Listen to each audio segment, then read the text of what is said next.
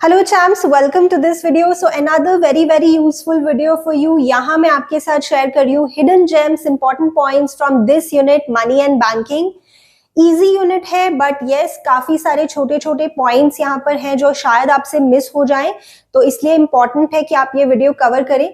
6 marks का आपसे पूछा जाएगा from this unit in your board exams. And क्योंकि आप एनसीईआरटी तो पढ़ते नहीं है मैक्रो इकोनॉमिक्स की, तो एनसीईआरटी के भी जितने इंपॉर्टेंट पॉइंट्स हैं which are relevant for you, those I have covered in this video, so वो भी आपके लिए बहुत बेनिफिशियल होंगे। तो चलो जल्दी से स्टार्ट करते हैं। The very first point here, economic exchanges without the mediation of money are referred to as. तो मनी के बिना जो एक्सचेंज होता है उसे हम क्या कहते हैं? बार्टर सिस्टम और बार्टर एक्सचेंजेस हियर। तो बार्टर सिस्टम की जो सबसे बड़ी प्रॉब्लम थी, जो ड्रॉबैक था, और it still exists at certain places, तो इसकी जो सबसे बड़ी प्रॉब्लम है that is double coincidence of wants. यानी कि if I want to exchange cloth for rice, then I need to find a person जिसके पास राइस हो और जिससे क्लॉथ की रिक्वायरमेंट हो। तो ये जो डबल कोइंसिडेंस है ये अचीव करना मुश्किल होता है। तो this is one of the biggest drawbacks of the barter system of exchange. तभी एवोल्यूशन ऑफ मनी हुआ and money could overcome all these problems. Then we have money multiplier 1 upon CRR या फिर 1 upon LRR भी आप कह सकते हो, legal reserve requirement. यानी कितने टाइम्स बैंक्स जो है वो क्रेडिट क्रिएट कर सकते हैं, कितने times of the initial deposits that they have. So if for example the CRR is 20%, तो banks can create credit 5 times of the initial deposits. ठीक है, तो ये क्रेडिट क्रिएशन प्रोसेस जो है वो बहुत ज्यादा इंपॉर्टेंट है और ये फॉर्मूला भी बहुत ज्यादा इंपॉर्टेंट है। इससे रिलेटेड कोई MCQ वो आपसे पूछ सकते हैं, या even in the bigger question 4 mark के क्वेश्चन में भी ये आ सकता है। This is a legal requirement and is binding on the banks. This is called the required reserve ratio और द रिजर्व रेशियो और कैश रिजर्व रेशियो। ठीक है, ये आप देख कर जाएंगे। Then we have M1 and M2 are known as narrow money। आपको पता है there are 4 measures of money supply। वैसे आपको डिटेल में M1 ही करना है, बट वैसे M1, M2, M3, M4। M1 and M2 are known as narrow money and M3 and M4 are known as broad money। These measures are in decreasing order of liquidity।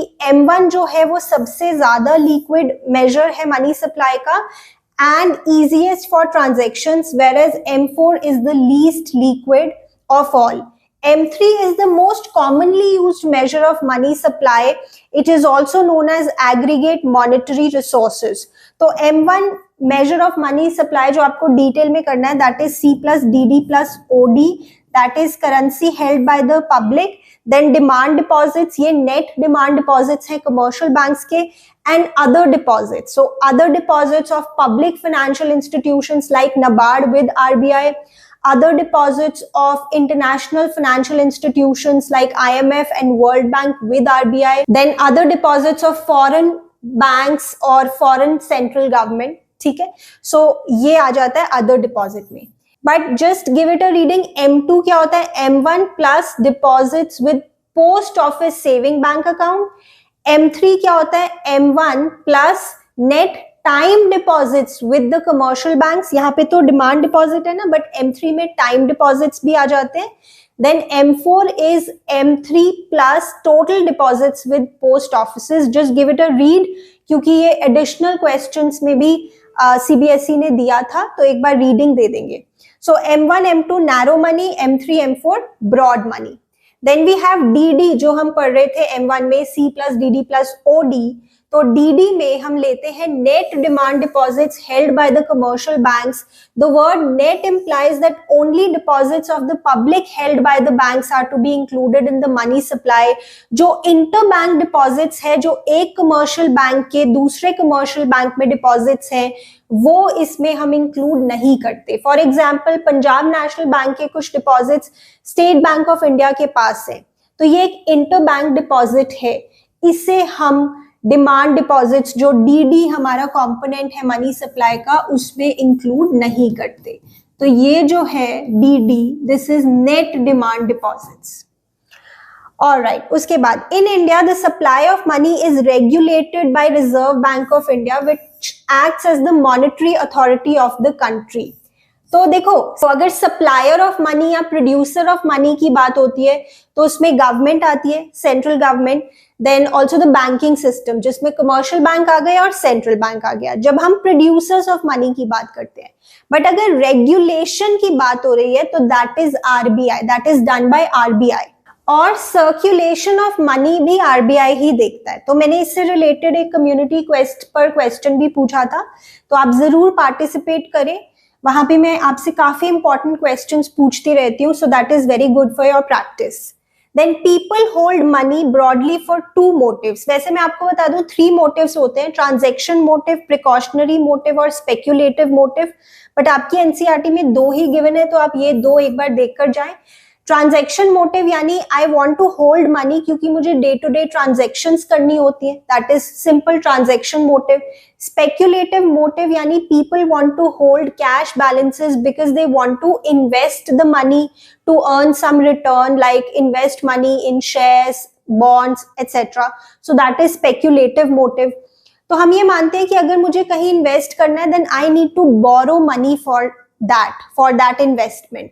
तो borrowings के ऊपर जो rate of interest मुझे देना होगा, that is also an important factor कि मेरी demand of money कितनी होगी फॉर स्पेक्यूलेटिव मोटिव। अगर मुझे ज्यादा रेट ऑफ इंटरेस्ट देना होगा then my demand of money for speculative motive would go down, यानी इसका एक नेगेटिव रिलेशनशिप होता है इंटरेस्ट रेट का, that is rate of interest का, and demand of money for speculative motive का। और जो एक और है आपका प्रिकॉशनरी मोटिव, दैट इज कि you want to hold cash balances because future में कोई इमरजेंसी आ सकती है, सम एक्सीडेंट, सम सिकनेस, तो उसके लिए you want to hold cash balance. Then limited legal tender money can be accepted up to a certain maximum limit. तो जो coins है हमारी कंट्री में वो लीगल टेंडर तो है बट लिमिटेड लीगल टेंडर है, so according to the coinage act हम 1000 रुपीज की पेमेंट कर सकते हैं कॉइन्स की फॉर्म में। All currency notes are unlimited legal tender. तो देखो, लीगल टेंडर यानी कोई मना नहीं कर सकता to accept this as a mode of payment. इसमें लिमिटेड लीगल टेंडर में आपका आ गया कॉइन्स और अनलिमिटेड लीगल टेंडर में नोट्स, पेपर नोट्स। ठीक है, so this is what you have to cover.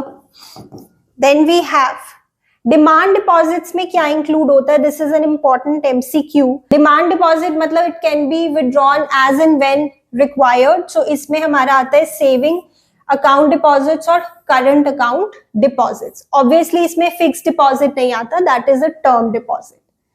Alright, moving on then. Dash is responsible for issuing rupee 1 currency note in India. So rupee 1 currency note and all the coins are issued by Government of India through its Ministry of Finance. So I'll repeat, 1 rupee का note और सारे coins are issued by Ministry of Finance और बाकी सारे notes are issued by RBI. तो 1 rupee note के ऊपर signature होते हैं फाइनेंस सेक्रेटरी के और बाकी सारे नोट्स के ऊपर सिग्नेचर होते हैं आरबीआई के गवर्नर के। So at the moment finance secretary is TV Somanathan and the governor of RBI is Shaktikanta Das, right. So rupee 1 currency notes issued by ministry of finance यानी government of India. Then functions of money बहुत ज्यादा important है, इससे related MCQs भी आ सकते हैं। इस बार के सैंपल पेपर में भी इससे रिलेटेड एमसीक्यू है। So very simple, this is medium of exchange, store of value, transfer of value, standard for deferred payments और मेजर ऑफ वैल्यू या यूनिट ऑफ वैल्यू। सो ये इंपॉर्टेंट है, इन्हें आप अच्छे से करके जाएंगे। देन जो क्रेडिट क्रिएशन का प्रोसेस है सेंट्रल बैंक का, उसको आप एक लॉन्ग आंसर की फॉर्म में भी प्रिपेयर करके जाएंगे। बट देखो, इस बार के सैंपल पेपर में उन्होंने एक एमसीक्यू की फॉर्म में ये कॉन्सेप्ट आपसे पूछा है, सो that is also interesting. So round 1 में जैसे बैंक्स के पास जो इनिशियल डिपॉजिट्स आए 1000 के, उसमें से अगर 20% रिजर्व रिक्वायरमेंट है तो 200 अपने पास रख के 800 का लोन दे दिया। जो आपने लोन दिया वो भी घूम के बैंक के पास ही आया इन द फॉर्म ऑफ डिपॉजिट्स। तो इसका जो 20% है अब वो आ गया 160, तो ये कितना होगा 800 का 80%, दिस वुड बी 640। यानी हमारा जो first fill in the blank है उसका आंसर है 640। देन सेकेंड और थर्ड भी बताना है। टोटल डिमांड डिपॉजिट्स कितने क्रिएट हो पाएंगे, टोटल मनी क्रिएशन, इसका हमारे पास फॉर्मूला है, that is initial deposits into money multiplier या फिर 1/CRR। तो इनिशियल डिपॉजिट्स है 1000 इंटू 1/20% 0.2, ये आ गया 5, सो दिस इज टोटल 5000। यानी टोटल डिपॉजिट्स आपके 5000 के क्रिएट हो पाएंगे। So the second fill in the blank is 5000। वैसे यहां से हमें अपना आंसर पता लग गया, बट देन सिंपल है आगे भी। इसका 20% यहाँ पे आ जाएगा, रिजर्व रेशो की जो रिक्वायरमेंट है 1000 and 80% here. So this is the right answer. ठीक है, चलो आगे चलते हैं। Then okay, then now this question, जैसे एक केस बेस्ड क्वेश्चन होता है ना, उस तरह से क्वेश्चन है, बट सिंपल है। देखते हैं what they are asking. Money plays a crucial role in the smooth functioning of the economy. Money supply is considered as a very important tool to control other macroeconomic variables. Central bank and commercial banks are the two main sources of money supply. Measurement of money supply is an important task performed by the central bank. RBI in its press release on 22nd September 2021 has released data on money supply for the fortnight ended 10th September 2021. So fortnight यानी 2 weeks. यहाँ पे आपको कुछ information given है and what are they asking, the value of money supply in the economy is. तो हम अपना M1 major यहाँ पे यूज करेंगे। M1 is C plus DD plus OD, currency with the public this, demand deposits with the banks, time deposits हम नहीं लेते, other deposits with the world bank, नहीं वर्ल्ड बैंक के पास जो डिपॉजिट्स हैं वो नहीं, हमारे जो आरबीआई के पास डिपॉजिट्स हैं वो हम लेते हैं। So we are going to add these two and the answer that we get here is D, 47,31,426। ठीक है, सॉल्व करके देखेंगे। Money supply is a stock concept, very very important, it is measured at a point of time, the stock of money held by the people of the country at a point of time. So money supply is a stock concept. Demand deposits क्या होते हैं? Checkable deposits होते हैं, because you can write a check against these deposits. आप किसी को check दोगे तो वो आपके डिमांड डिपॉजिट से विड्रॉ हो जाएगा पैसा, चाहे तो सेविंग अकाउंट से चाहे करंट अकाउंट से। ऑलराइट, उसके बाद read the following statements carefully. Assertion है money supply includes money held by all the financial institutions. No, money supply में आप सिर्फ देखते हो money held by the people or the public of the country. जो suppliers of money है उनके पास जो स्टॉक ऑफ मनी है वो हम इसमें इंक्लूड नहीं करते। यानी जो कमर्शियल बैंक्स के पास पैसा पड़ा है, जो गवर्नमेंट के पास पैसा पड़ा है, वो हम मनी सप्लाई में इंक्लूड नहीं करते। So this is a false statement. Money held by the government does not come into circulation. Yes, this is what I was saying कि गवर्नमेंट के पास जो पैसे हैं वो हम मनी सप्लाई का पार्ट नहीं मानते। So the answer is assertion is false, but the reason is true. Moving on to the next question. Suppose primary deposits are rupees 2000 crores और reserve ratio है 10%. तो कितना money would be created by the commercial banks through the process of credit creation? Very simple, हमें पता है initial deposits into 1 upon reserve ratio, so that is 10%. So here it would be 20,000 crore would be created. Dash releases data on money supply in India. Reserve Bank of India. तो ये data भी release करता है, ये regulate भी करता है money supply को। बट जब हम प्रोड्यूसर्स ऑफ मनी की बात करते हैं तो उसमें बैंकिंग सिस्टम आ जाता है, दोनों कमर्शियल बैंक्स और सेंट्रल बैंक, साथ ही government of India. Alright then, moving on. तो वो क्वेश्चन अब खत्म हो गया। Next question, this currency issued by the central bank can be held by the public or by the commercial banks and is called the high powered money or reserve money or monetary base as it acts as the basis for credit creation। तो एक term है high powered money, इसमें हम include करते हैं जो currency है held by the public, वो तो इसमें आता ही है, साथ ही vault cash reserves of the commercial banks, commercial banks के पास जो पैसा है वो भी हम इसमें इंक्लूड करते हैं, कमर्शियल बैंक्स का पैसा जो सेंट्रल बैंक के पास रखा है वो भी हम इसमें इंक्लूड करते हैं। So this is the total monetary base of the country, this is high powered money. ठीक है, चलो नेक्स्ट देखते हैं। Then we have quantitative instruments of credit control और क्वालिटेटिव इंस्ट्रूमेंट्स। तो quantitative instruments of credit control में हम ये सारे पढ़ते हैं, bank rate, repo rate, reverse repo rate, CRR, SLR, open market operations. और क्वालिटेटिव में moral suasion, then margin requirement, selective credit control which is credit rationing। तो इसमें क्या डिफरेंस है, अगर डिफरेंस लिखने को आता है तो क्वांटिटेटिव इंस्ट्रूमेंट्स मनी सप्लाई को डायरेक्टली इंपैक्ट करते हैं और क्वालिटेटिव इंस्ट्रूमेंट्स इनडायरेक्टली इंपैक्ट करते हैं। Then quantitative instruments general in nature है, qualitative instruments specific in nature है, जैसे सिलेक्टिव क्रेडिट कंट्रोल। ये हमारे वॉल्यूम ऑफ क्रेडिट को इंपैक्ट करते हैं क्वांटिटेटिव मेजर्स, और ये डायरेक्शन ऑफ क्रेडिट, यानी किस सेक्टर में कितना क्रेडिट दिया जाएगा, इस तरह की रिस्ट्रिक्शंस लगाई जा सकती हैं। So you will just give it a read. Functions of central bank बहुत बहुत ज्यादा इंपॉर्टेंट है, और इसमें जो सबसे ज्यादा इंपॉर्टेंट है lender of the last resort, then bankers bank, then banker to the government, supervisory role, custodian of foreign exchange, सभी बहुत ज्यादा इंपॉर्टेंट है। But lender of the last resort और बैंकर्स बैंक तो बहुत ही ज्यादा इंपॉर्टेंट है। Two components of money supply, currency held by the people, currency held by the public in the form of coins और नोट्स, और साथ ही net demand deposits of the commercial banks. ये मेन टू कंपोनेंट्स है money supply के। Alright, which of the following systems is followed by Reserve Bank of India for issuing currency?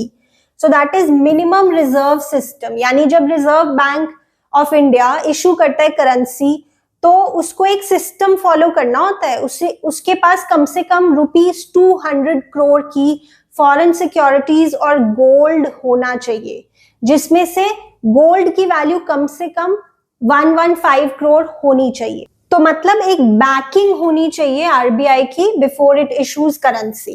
Then demand deposits are not legal tenders, ये important है, किसी MCQ में true false की form में पूछे जा सकते हैं इस तरह के क्वेश्चंस कि डिमांड डिपॉजिट्स क्या लीगल टेंडर है? नहीं, they are not legal tenders, क्योंकि लोग मना कर सकते हैं कि we are not going to accept a cheque as a mode of payment, but जो कॉइन्स और नोट्स हैं वो आपके लीगल टेंडर है। ठीक है, फिएट मनी और फिडुशियरी मनी भी आप पढ़ लेंगे इसी कॉन्टेक्स्ट में।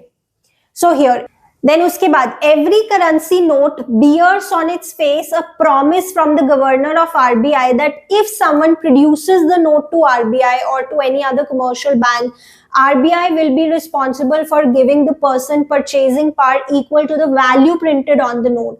आप देखते हो नोट पे लिखा होता है ना, I promise to pay the bearer a sum of rupees, जितने रुपए का भी वो नोट है, अ sum of rupees let's say 10, और हिंदी में भी लिखा होता है मैं धारक को 10 रुपए अदा करने का वचन देता हूं। Have you seen that? So it is like a promise, और आरबीआई के गवर्नर के सिग्नेचर भी होते हैं एक्सेप्ट ऑन 1 रुपी नोट्स।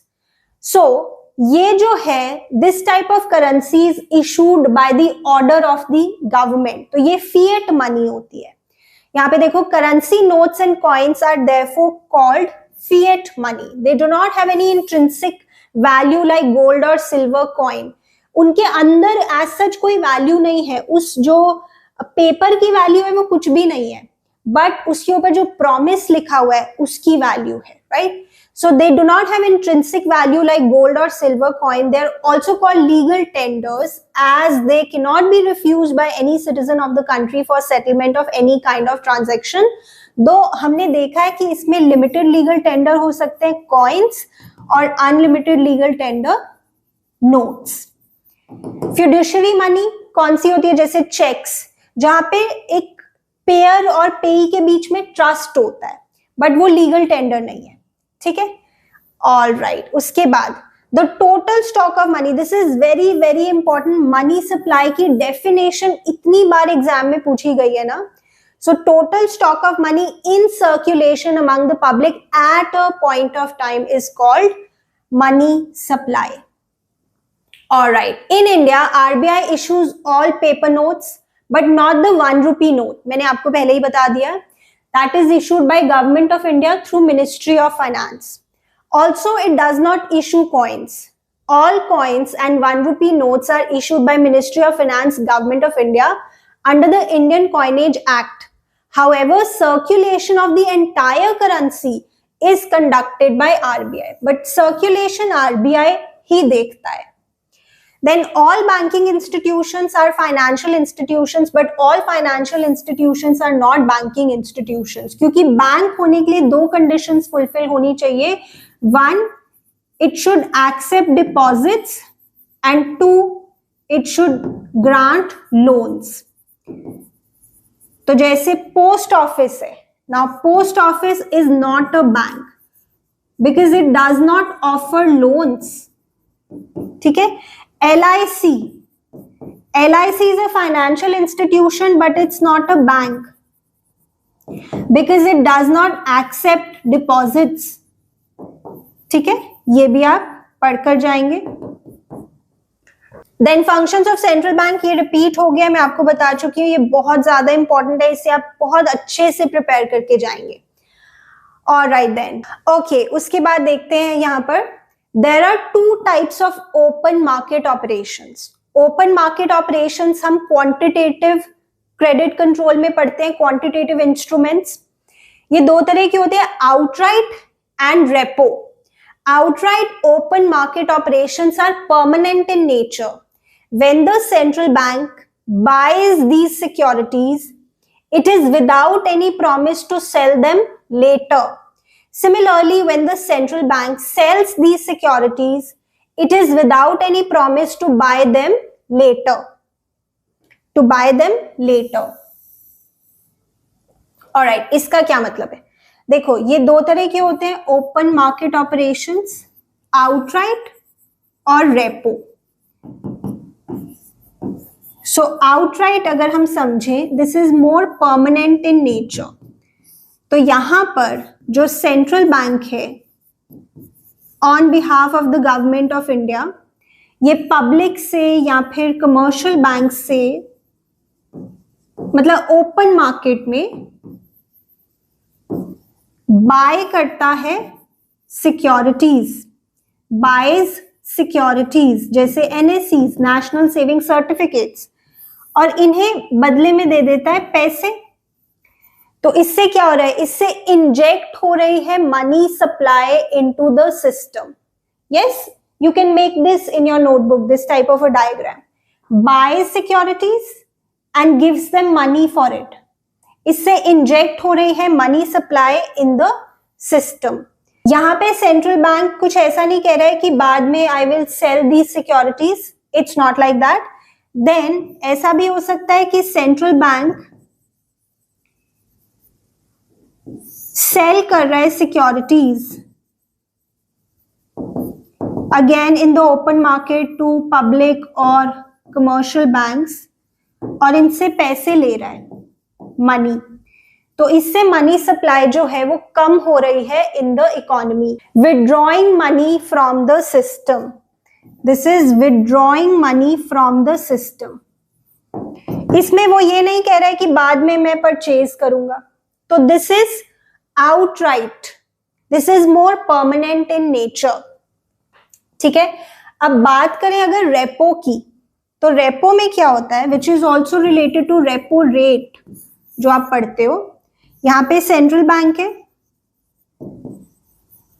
और यहाँ पे लेट्स से कमर्शियल बैंक है, कमर्शियल बैंक को अगर शॉर्ट टर्म के लिए पैसे चाहिए तो वो सिक्योरिटीज इसके पास रख देगा, और you can say central bank buys securities and इसको दे देता है short term loan, short term loan. But यहां पर एक रीपर्चेज अग्रीमेंट होता है, यहां पर पक्का पक्का कमर्शियल बैंक को ये सिक्योरिटीज लेने आना पड़ेगा वापस, और फिर वो इसको पैसे देगा। तो there is a repurchase agreement here, यानी at a later date commercial bank would come and repurchase the securities, give money and repurchase the securities। तो इस शॉर्ट टर्म लोन पे जो भी इंटरेस्ट का रेट है उसे हम रेपो रेट कहते हैं, है ना, रेपो रेट। और यही आपका ये है, ये रेपो रेट से ही रिलेटेड है। सो ओपन मार्केट ऑपरेशंस दो तरह के होते हैं, आउटराइट और रेपो। आउटराइट में सिक्योरिटीज बाय कर ली सेंट्रल बैंक ने, पैसे रिलीज कर दिए, बट इसमें कोई आगे प्रॉमिस नहीं है कि इन सिक्योरिटीज को सेल किया जाएगा, या अगर इन सिक्योरिटीज को सेल किया गया है, पैसे ले लिए हैं लोगों से, तो कोई ऐसा नहीं है कि बाद में इन्हें बाय किया जाएगा। This is more permanent in nature, क्योंकि एक बार पैसा या तो चला गया या तो पैसा आ गया। But the other could be कि सेंट्रल बैंक सिक्योरिटीज बाय कर रहा है, आपको लोन दे रहा है, बट यहाँ पे एक क्लियर रीपर्चेज अग्रीमेंट है कि कमर्शियल बैंक्स फ्यूचर में आएंगे, इन सिक्योरिटीज को वापस ले जाएंगे और पैसे वापस कर देंगे सेंट्रल बैंक को। सो this is like short term borrowing by the commercial banks. ठीक है, ऑलराइट, देन यहां पर देखते हैं क्या लिखा है 24th पॉइंट में। However, there is another type of operation in which when the central bank buys the security, this agreement of purchase also has a specification about the date and price of resale of this security. This type of agreement is called a repurchase agreement or repo. The interest rate at which the money is lent in this way is called the repo rate. ठीक है, तो ये आपके NCERT में भी लिखा है, इसलिए मैं आपको ये दिखाना चाहती थी। हो सकता है आपको ये पहले से ही पता हो, but this is like a revision. Alright then, उसके बाद देखते हैं similarly instead of outright sale of securities, the central bank may sell the securities through an agreement which has a specification about the date and price at which it will be repurchased.